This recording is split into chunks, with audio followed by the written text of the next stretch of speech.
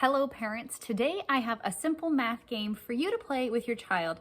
You can play this game anywhere at any time. What it's called is How Many Are Hiding? You can use any kind of materials for this game. You can use art materials like pom-poms or pipe cleaners, or you can use Hot Wheel cars, you can use rocks and pebbles, anything that will catch your child's attention and anything that's easily accessible to you. Today, I'm just going to be simply using these small little silicone shape pieces that I have. I'm going to start small. When you're working with small children, 3 to 5 years old, you want to use smaller quantities. Children can usually subbutize or identify a smaller quantity based on their age. So a 3-year-old will be able to recognize a group of 3 items.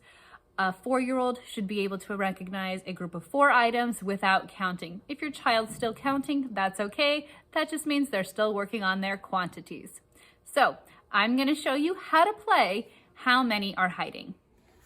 So to start and to get your child used to identifying these quantities and learning some simple math, what you're going to want to do is first lay out the items and space them out pretty evenly across your area that you're using. Then you'll want to count with your child so that they know how many we have in all. So you will simply count and point to each item as you count it. 1, 2, 3, 4, 5, 6. I'm counting fast. If you are working with a child, you might want to count a little bit slower or have them count along with you. And after you know how many there are all together with your child, then you're going to ask them to close their eyes or cover their eyes or turn around, whatever they want to do.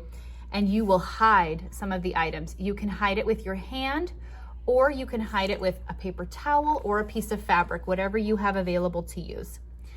So you will cover up a certain amount of the items, and then you'll ask your child to take a peek and look and see if they can figure out how many are hiding. They might need to count the items that they can see to figure out how many are hiding.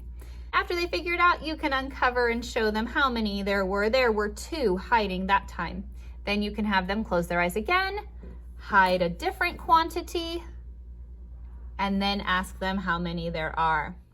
Now this is to get your child used to taking things away or subtraction. This is a skill they will use later on, even though they won't recognize it as subtraction right now.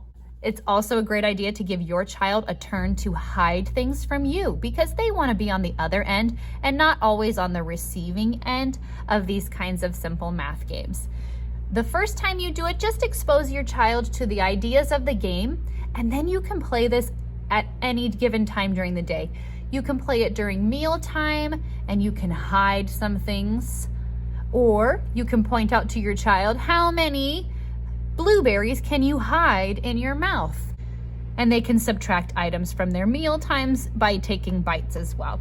So it's a very simple game. How many are hiding? Show your child how many there are total, cover up different groups or different combinations, and have your child identify how many they can see and how many are missing.